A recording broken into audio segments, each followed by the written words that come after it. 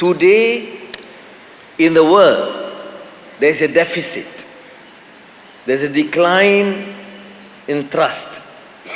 There is deficit among political leaders on what is the notion of justice, on humanity, on good values, and therefore the religious leaders will have no choice. We are not giving you a choice. You have to hold the banner.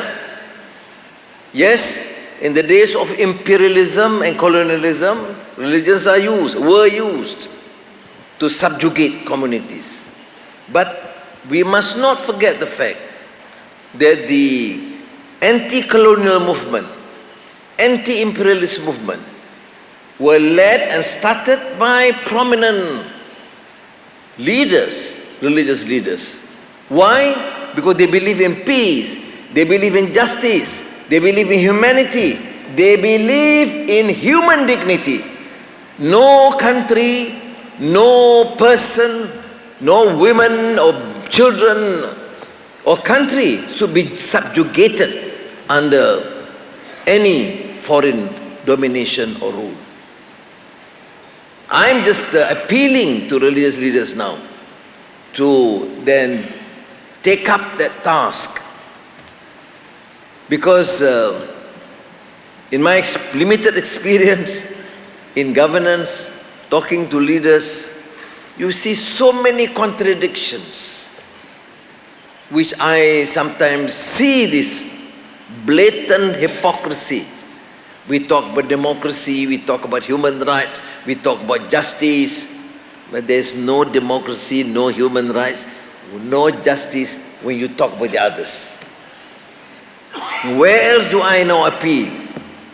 I appeal to the religious leaders, because you understand the meaning of peace. You are committed that all religions want to promote humanity. Yes, there are differences. I am a Muslim. I practice Islam.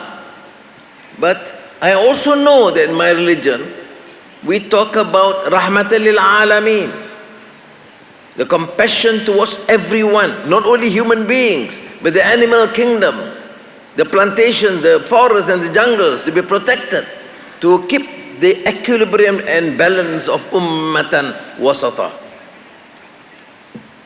And I know the meaning of lita'arafu, which means not only tolerance.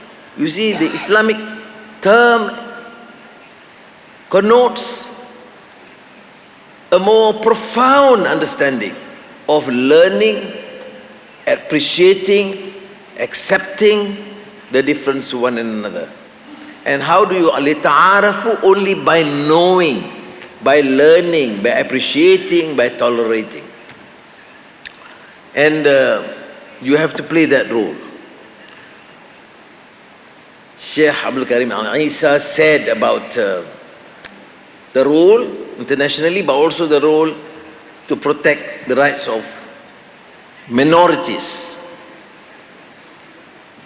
And he covers all countries. And it's a challenge here in Malaysia. I'm in a country where almost 60% Muslims, abundant number of Christians, Hindus, Buddhists, and some enemies. Not enemies, enemies. And we have to deal.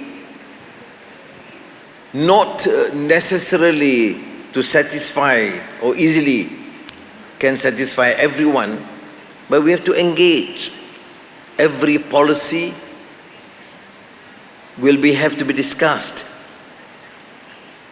But more importantly, in the principle of governance, and I learned from the writings of, for example, the Maqasid Sharia of Al-Shatibi in Mawafaqat, about some of the principles which include protecting life, property, honor, and dignity. And this covers, of course, every single human being, men, women, youth, and children. I need to emphasize this point, Excellencies and brothers and sisters and my learned scholars and religious leaders, because I think in recent history we are facing a graver challenge. Sometimes we talk about differences between religions. You don't realize all religions must unite at least to create this understanding against those who reject any faith and values. All religious leaders must unite and defend what humanity is and what belief is. We must unite against the forces that reject faith altogether.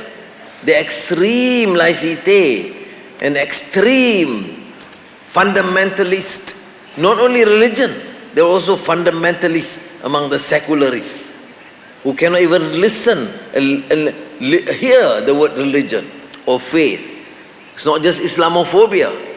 If you read, for example, Samuel Huntington's thesis, Clash of Civilization, all the rest, the Confucianists, the Hindus, the Muslims, are all quite irrelevant. And we have no choice but must clash.